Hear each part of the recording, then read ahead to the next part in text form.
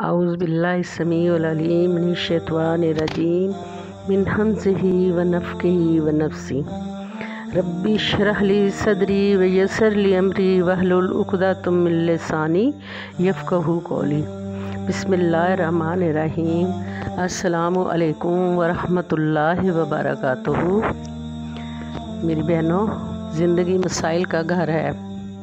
अगर आपको कोई मसला दरपेश हो, मसले का हल समझ में ना आ रहा हो, तो आप परेशान ना हो और इसके लिए आप इस्तिखारा कर लें। इस्तिखारा क्या होता है, इसका क्या मतलब है और ये किस तरह किया जाता है, ये मैं आज आपको बताती हूँ कि इस्तिखारा क्या है और इसको कैसे किया जाता है। इस्तिखारा एक दुआ है।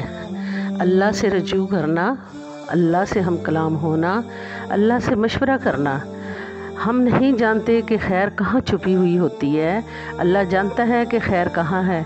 मिसाल के तौर पर अगर आपके सामने दो चीज़ें हैं तो अच्छी और खैर वाली चीज़ का अल्लाह से मुतालबा करना, चीज़ के मुतल्लिक अल्लाह से मशवरा करना, अल्लाह ही से रहनुमाई लेना और अल्लाह ही से खैर व बरकत मांगना और बुराई से बचने की इल्तिजा करना। मेरी बहनों, एक बात ज़हन में रखें, किसी बुरे काम के लिए कोई इस्तिखारा नहीं होता।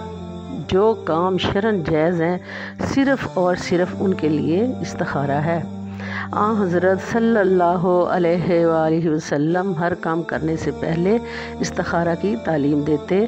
आप फरमाते थे, तुम में से कोई शख्स किसी काम का इरादा करे तो वो पहले इस्तिखारा कर ले। तरीका इस्तिखारा इस तरह है। फ़र्ज़ नमाज के अलावा जो दो नफल पढ़े, फ़र्ज़ नमाज के अलावा दो नफल पढ़ें, फिर ये दुआ पढ़ें। ये इस्तिखारा की दुआ है।